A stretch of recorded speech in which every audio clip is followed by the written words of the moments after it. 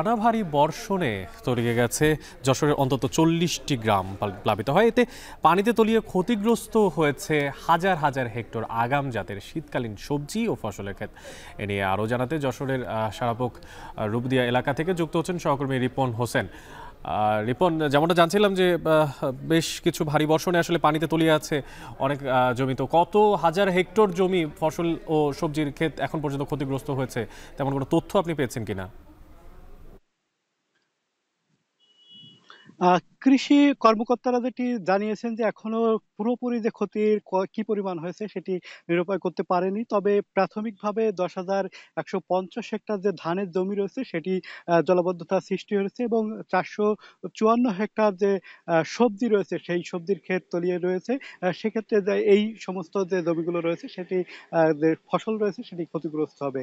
আপনাকে যদি জানিয়ে রাখি যে গত ৪ দিনে যশোরে ৩২৭ মিলিমিটার বৃষ্টিপাত হয়েছে।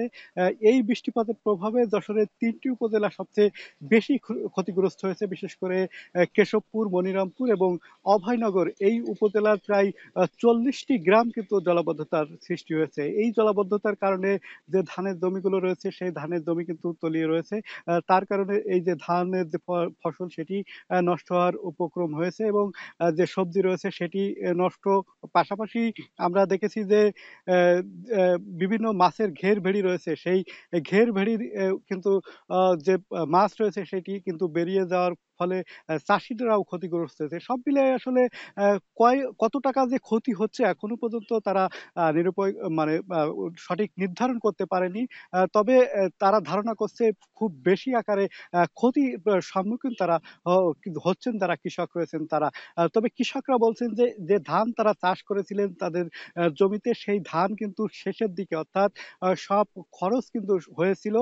খরচের পরবর্তীতে এখন ধান ওঠার মৌসুম ছিল। সেই সময়টাই কিন্তু বৃষ্টিপাতে তলিয়ে গেছে। এর আগেও ২ বার বৃষ্টিপাত হয়েছিল, ভারী বৃষ্টিপাত। সে কারণে তারা আ পুনরায় আবার ধান লাগিয়েছিলেন। সেই জমি কিন্তু আবারও ক্ষতিগ্রস্ত হলো এই জলাবদ্ধতার কারণে। ফলে যে পুরো এলাকাটি জলাবদ্ধতার কারণে কিন্তু যে ধান সেটি ক্ষতিগ্রস্ত হচ্ছেন এবং কৃষকরা একেবারে আ আ প্রান্তিক যে কৃষকরা রয়েছেন তারা একেবারে আ অনেক বেশি ক্ষতিগ্রস্ত হচ্ছেন। তারা ভেঙে পড়ছেন এমনটি তারা বলছেন। পাশাপাশি অন্যান্য যে সবজি রয়েছে সেই সবজির ক্ষেতও নষ্ট হয়েছে। এই ছিল এখান থেকে আমার কাছে সর্বশেষ।